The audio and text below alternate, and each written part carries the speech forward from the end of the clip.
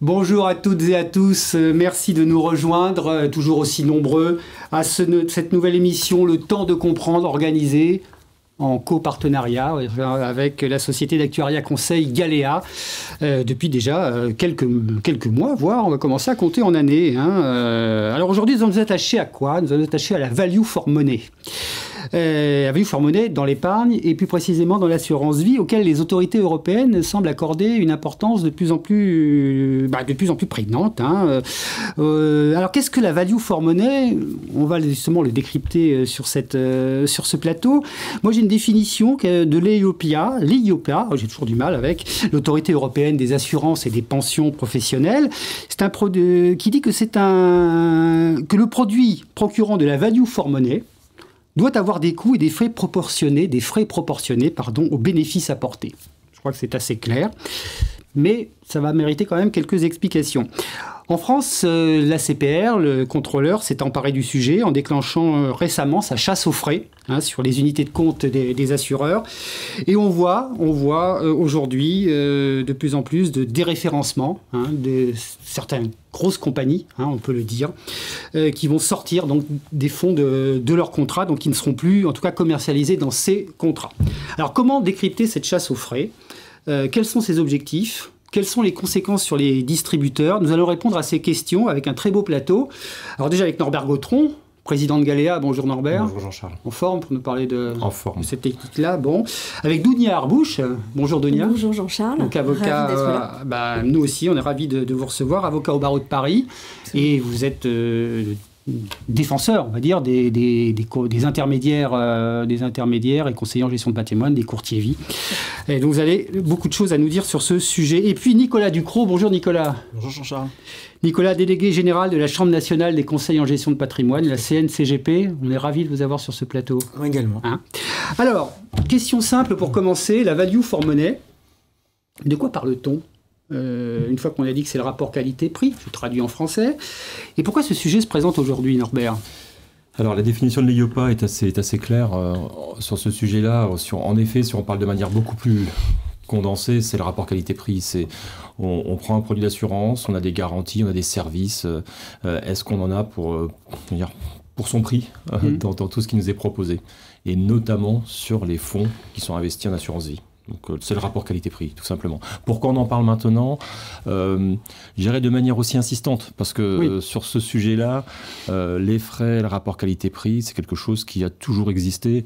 Je dirais on en parle de plus en plus du fait d'un besoin de transparence, d'information, les lois PAC, les lois industrie verte, tous ces sujets-là. Pour les gros souscripteurs, on en parle depuis des années, on regarde toujours dans le détail. Là, il faut peut-être regarder un peu plus pour le particulier, pour s'assurer qu'il a une bonne information et qu'il a un bon produit. Voilà l'esprit global un petit peu de cette notion de simplement est-ce que j'en ai pour mon argent, tout simplement. C'est vrai que ça intervient aussi dans l'environnement de rémunération des distributeurs. Oui. Il faut considérer que ça, de toute façon, il y a des liens. D'accord. Alors, Nicolas Ducrot, donc en tant que délégué général de la CNCGP, vous êtes membre du BIPAR, enfin la CNCGP est membre du BIPAR.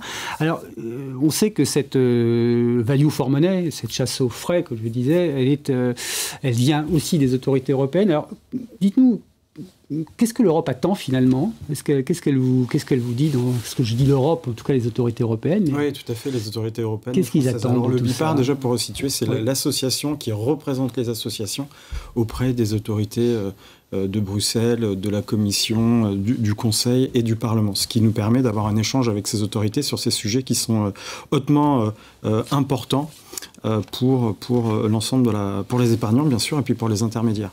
La value for money, c'est pas, en tout cas les discussions du moment tournent essentiellement autour du sujet de la tarification des coûts, mais ce n'est pas que ça, c'est un ensemble beaucoup plus important, un ensemble réglementaire beaucoup plus fourni.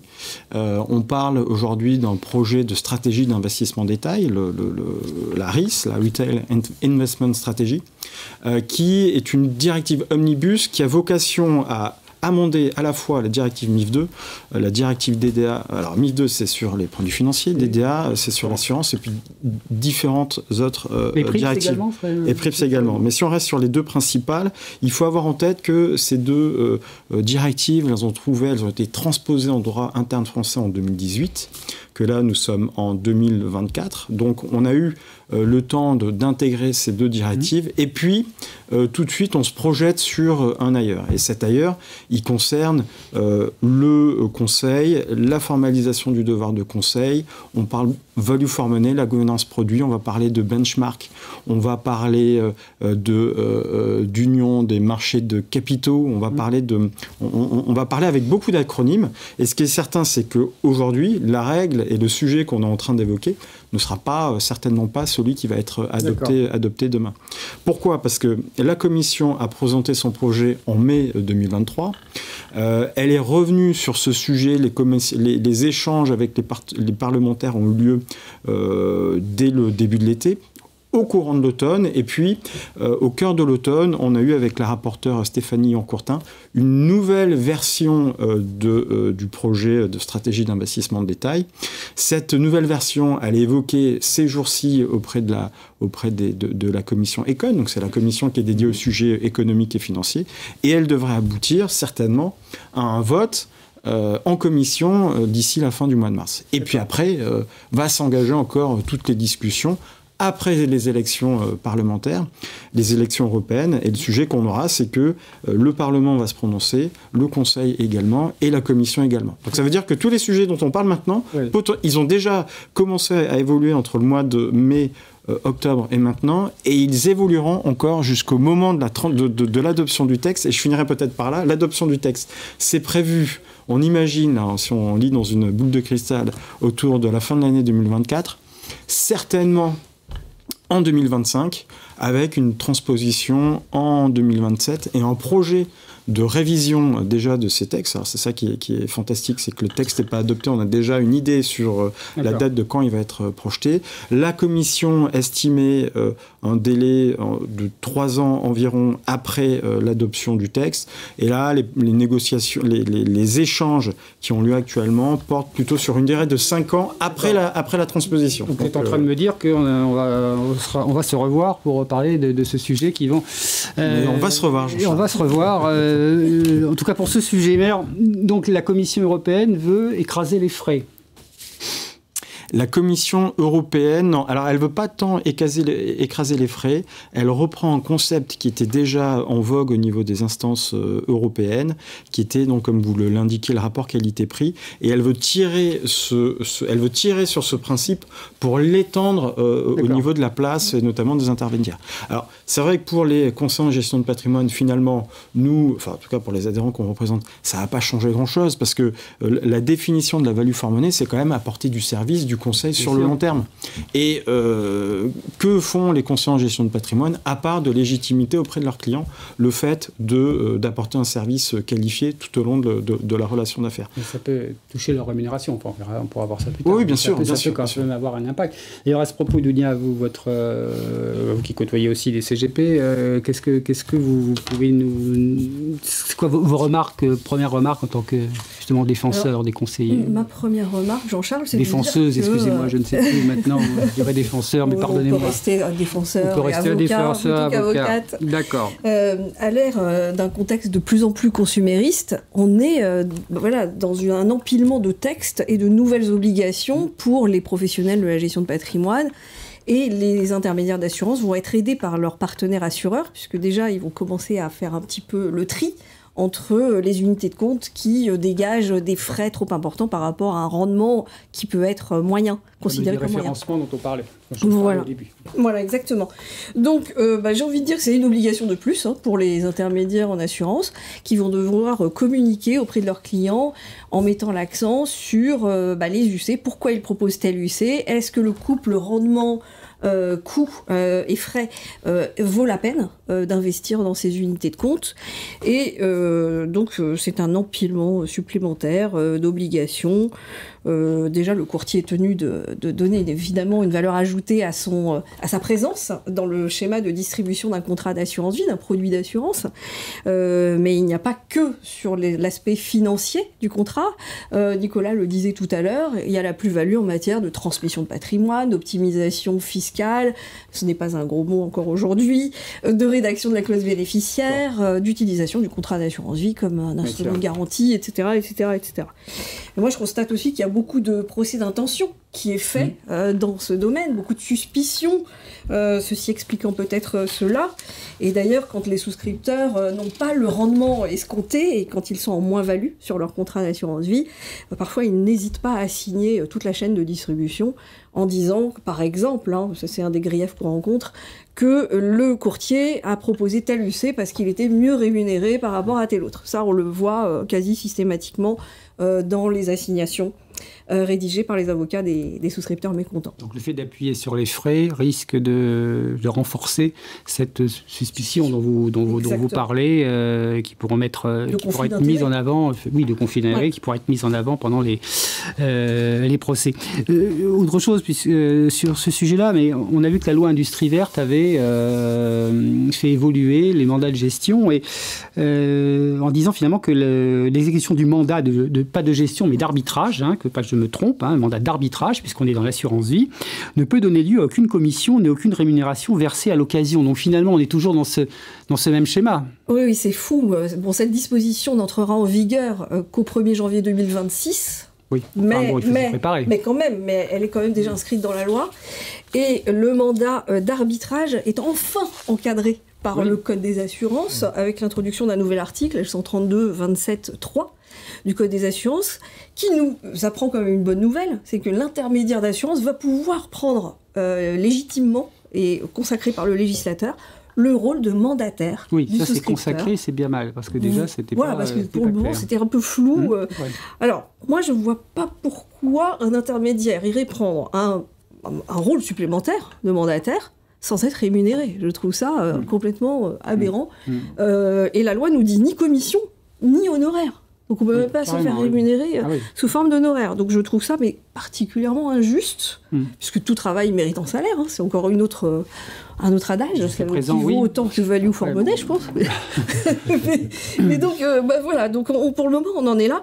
Et ces dispositions n'entreront en vigueur qu'un an après la promulgation de la loi, c'est-à-dire le 24 octobre 2024. D'accord. Et sur l'interdiction des commissions au 1er janvier 2026. Ce qui pourrait sous-entendre que les intermédiaires qui font du mandat d'arbitrage en assurance vie sont suffisamment rémunérés sur les fonds pour ne pas reprendre pas reprendre une autre rémunération finalement sur un mandat, alors qu'il y a un véritable travail, puisque le mandat par définition c'est d'arbitrage, c'est d'arbitrer et de choisir des UC, bien sûr. Alors si je peux juste ajouter un mot là-dessus, dans ma pratique de défenseur des conseillers en gestion de patrimoine, j'ai très peu observé de techniques dites du moulinage. Parce que c'est un petit peu ça qui est dans le collimateur. Le moulinage, c'est de faire tourner, les portefeuilles d'assurance vie pour pouvoir toucher des commissions d'arbitrage. Je l'ai vu qu'une seule fois dans ma carrière où là, il y avait effectivement un abus manifeste, mais dans tous les autres cas, on constate que le conseiller en gestion de patrimoine agit pour le bien en premier lieu de son client souscripteur. Oui, et d'ailleurs, si je peux insister, c'est vrai que dans le cadre des opérations de contrôle qu'on mène pour le compte de l'AMF auprès de nos adhérents une fois tous les 5 ans, qui n'exclut pas que l'AMF diligente elle-même des contrôles auprès des conseillers en investissement financier, c'est pas un sujet. On n'a pas Enfin, les adhérents n'ont pas ce genre de difficultés. On n'a jamais mis le doigt sur un sujet de faire tourner les portefeuilles. Non, parce que vraiment, la réflexion, elle est d'avoir cet apport de conseil dans le temps auprès de son client. Et ce qui est intéressant avec la RIS et le projet actuel, c'est que on perçoit aussi, en tout cas dans la version originale de la commission qui date du printemps dernier, une volonté d'aligner la réglementation MIF 2, c'est-à-dire la formalisation du devoir de conseil notamment, et la DDA, pour essayer d'avoir un cadre réglementaire homogène. Et pour moi, ça veut dire aussi que MIF 2 a fait ses preuves. Et en France, c'est le système CIF aussi qui fait ses preuves. Il fait ses preuves pourquoi ? Parce qu'il est dans cette formalisation du devoir de conseil à un niveau très avancé, qui va porter... Alors, ça reste du formel, mais n'empêche, c'est très important.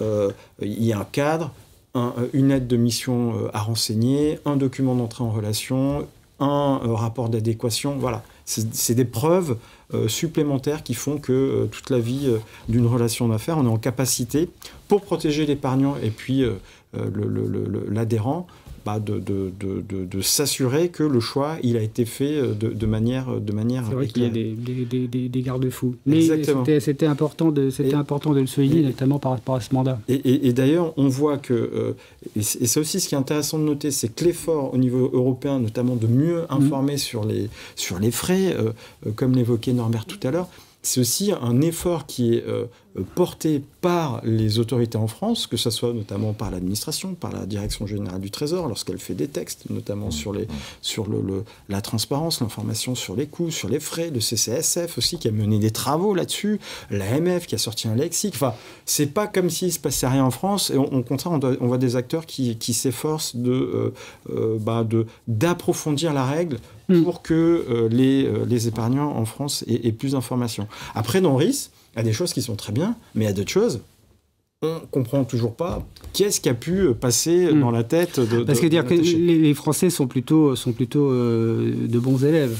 C'est ce qui ressort, mais c'est ce qui ressort un petit peu de tous les débats, tout ce qu'on peut entendre sur le sujet. Alors, pas dénigrer les autres, mais on est plutôt en avance sur le devoir de conseil, notamment dans le devoir de conseil, évidemment, le devoir de conseil sur les frais. À un moment donné, on était obligé si je peux ajouter juste un mot justement pour finir sur ce que le point que je voulais aborder, c'est que on s'est tellement, le modèle français a été pris, pas forcément en exemple. En tout cas, il y a des tas de points qui ont été repris dans la RIS. Et puis, il y a un point qui concerne le conseil indépendant. Et nous, ce qu'on se dit, c'est qu'on a l'impression, parce que c'était porté comme ça par la Commission, qu'il y a une volonté d'aller plus loin, parce que un des projets, une des craintes, ça serait de mettre en avant auprès des clients des produits très peu coûteux. Voilà.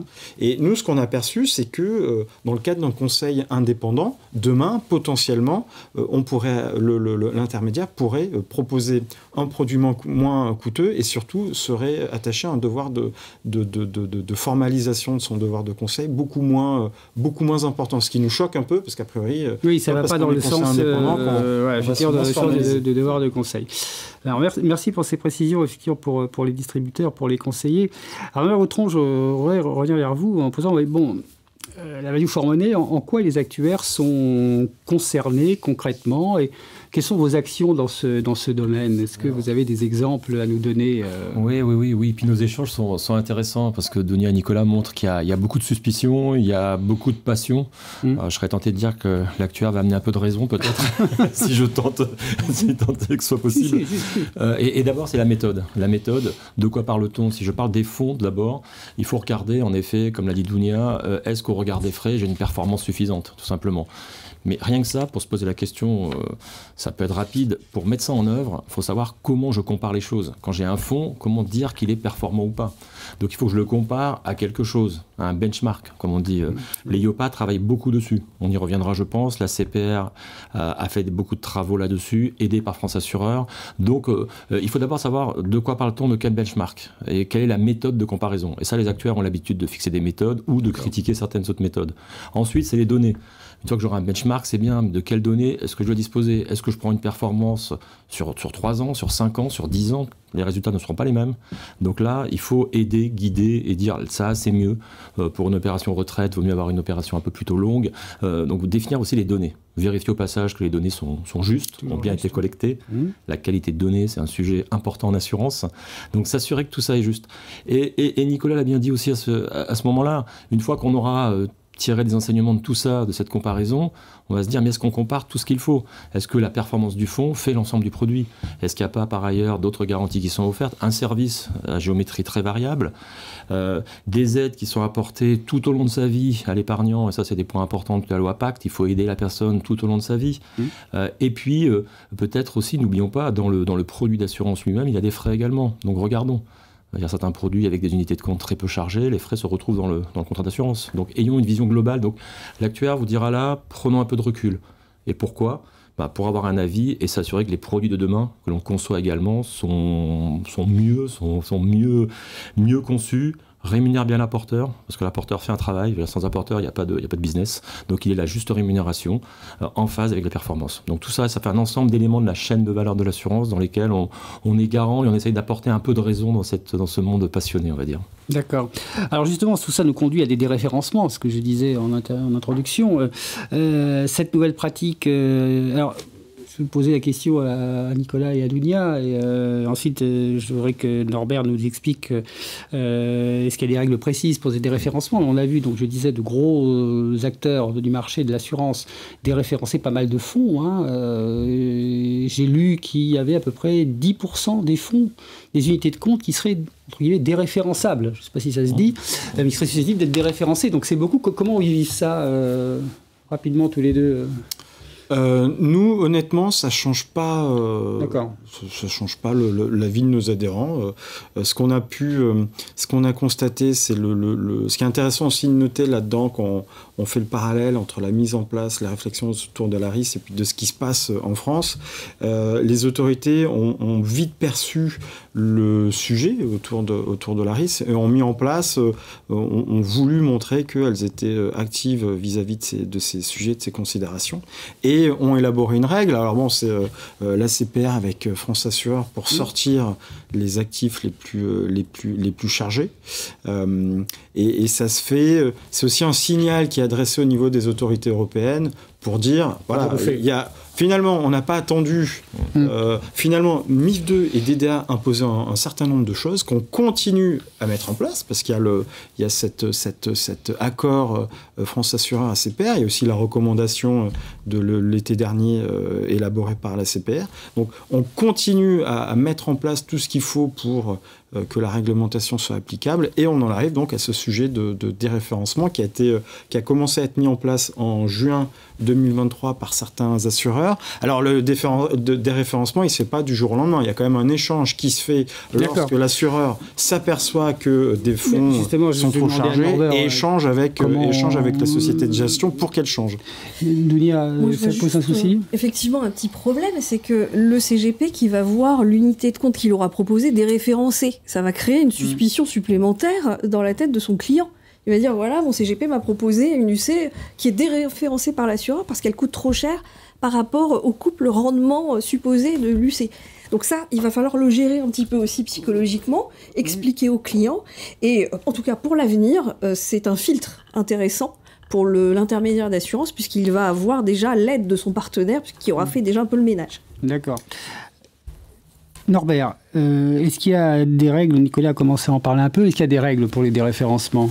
Oui, dans ce cas-là, Nicolas, c'est très important. Je pense, en effet, la France a pris un peu les devants, sans attendre les textes, leur révision. Il y a des propositions qui ont été faites par France Assureur. La CPR a dit c'est très bien, mais peut mieux faire. France Assureur a entendu, a corrigé et a défini un ensemble de règles. Alors, quelles sont ces règles ?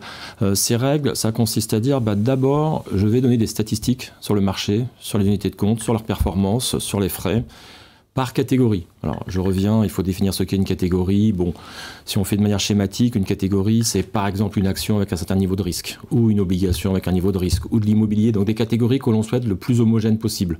Pour ces catégories, on a des statistiques. Quels sont les frais moyens ?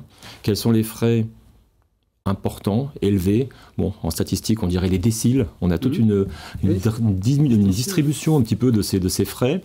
Et le principe est simple. On dit simplement, si je me situe, mon unité de compte a des frais qui se situent au-delà de la moyenne, plus 33%, donc je suis assez loin, je suis à la moyenne, et puis je vais pousser de 33% la moyenne, c'est que j'ai une présomption assez forte d'avoir des frais élevés. Et une fois que j'ai fait ça, je vais aller regarder les performances de la même catégorie de fonds. Et si je me trouve dans une performance qui est plutôt dans les bas de performance, il y a une présomption assez forte que j'ai une unité de compte chargée, peu rentable. Si elle est chargée, mais qu'elle a une bonne performance sur une durée assez longue, Il y a une présomption, en effet, de frais élevés, mais peut-être pour avoir créé de la valeur. Donc c'est ça le principe de base. Le principe, c'est j'ai des grilles assez fines qui me permettent de situer mon unité de compte en termes de frais tout d'abord, pour savoir si je suis élevé ou pas, et ensuite en termes de performance. Donc je regarde ma moyenne de frais. Je regarde la moyenne de frais. Je regarde plus 33%. Plus 33%. Là, si je suis un peu au-dessus, là, je vais vite voir la performance, et je vais regarder si ma performance est bonne ou pas. Si elle n'est pas bonne, encore une fois, c'est un guide. C'est à chaque entreprise de se faire sa propre opinion. Je vais regarder. Et logiquement, on va se dire, on va faire des référencements de ces unités de compte, mais on peut aussi se dire, non mais attention, la catégorie ne correspond pas tout à fait à mon unité de compte. J'ai un style de gestion particulier, j'ai des services assez atypiques, donc là, je ne souhaite pas les référencer, j'assume. Voilà. Mais en tous les cas, j'ai de quoi prendre position et dire pourquoi j'ai effectué un déréférencement ou pas. Donc les outils existent, ont été mis à disposition. Mais la règle, la moyenne, plus 33%, je regarde si j'ai une suspicion ou pas. Voilà. Une sorte de nettoyage par rapport à tous ces contrats qui empilaient des fonds aussi, des milliers de fonds, et se dire, là, il va peut-être falloir faire un nettoyage.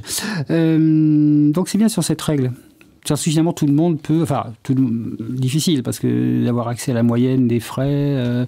L'information sera publique. L'information est publique dans les entreprises. Elle sera à disposition. Ça c'est important de le souligner. Oui. Au passage, une sous-règle, si j'ai des fonds qui sont très peu utilisés avec des encours assez faibles, j'aurais tendance à nettoyer également. Voilà. C'est ce qui risque de se passer. Ce qui peut expliquer le 10% de nombre d'unités de compte. Alors, le temps passe trop vite, comme toujours, mais j'ai encore quand même 2-3 questions à vous poser. Il y a, on voit bien, moi je sens quand même une certaine financiarisation du contrat d'assurance vie avec tout ça qui revient, parce que finalement on parle de frais. Dounia, juste en quelques minutes, eu des arrêts importants, justement, qui sont liés à cette financiarisation et à cette value for money d'une certaine façon. Juste pour nous les exposer par rapport aux unités de compte qui sont en déficit. Oui, cet été, on a eu quand même une série d'arrêts de la Cour de cassation, la Chambre commerciale, du 21 juin 2023, qui a condamné un courtier à dédommager un souscripteur qui avait subi une moins-value sur une seule UC, sans tenir compte des plus-values réalisées dans le contrat dans son ensemble. Donc c'est vrai que ça revient un peu à vider de sa substance le caractère universel de l'enveloppe d'assurance vie. L'unicité du contrat. Exactement, l'unicité du contrat, et à regarder unité de compte par unité de compte. Donc à mon sens, c'est très dangereux, c'est une jurisprudence très dangereuse. Il y avait précédemment eu un arrêt de la Chambre commerciale de la Cour de cassation allant dans le même sens le 10 mars 2021. Bon, nous qui défendons les courtiers d'assurance, on a essayé un peu d'encadrer cet arrêt et de le mettre dans un corner. Malheureusement, il est ressorti encore plus fort en 2023. Donc attention, parce que l'allocation d'actifs, on le sait très bien, est globale. Hein, tout le monde le dit, en matière de gestion de patrimoine, on ne fait pas de la ligne à la ligne, comme un portefeuille titre. Ça a l'air de mettre à mal l'allocation d'actifs. Absolument, donc c'est une financiarisation du contrat d'assurance vie. Oui. C'est très dangereux, parce que si on en vient à commencer à grignoter la nature même d'un contrat d'assurance vie, on risque d'aller très loin et de rendre finalement ce contrat comme un autre et qu'il tombe finalement un jour ou l'autre dans la succession. Nicolas Ducrot, cette espèce de rapprochement entre DDA et MIF, on sent bien qu'il plane autour de un certain nombre de dangers. Alors, disons, par rapport à ces arrêts, mais par rapport à la value for money, est-ce que tout ça vous semble bien cohérent avec la volonté, une bonne réponse au défi de la croissance européenne aujourd'hui? Est-ce que on sait que l'Europe veut que l'épargne des particuliers aille vers le financement des entreprises pour financer la croissance verte déjà, et puis bien d'autres types d'industries. Est-ce que ça va dans le bon sens, Nicolas, Norbert, comment vous voyez les choses tous les deux? On va dire que oui, vouloir envisager un cadre réglementaire qui soit propice au développement et au financement de l'économie, on peut être que favorable. D'accord.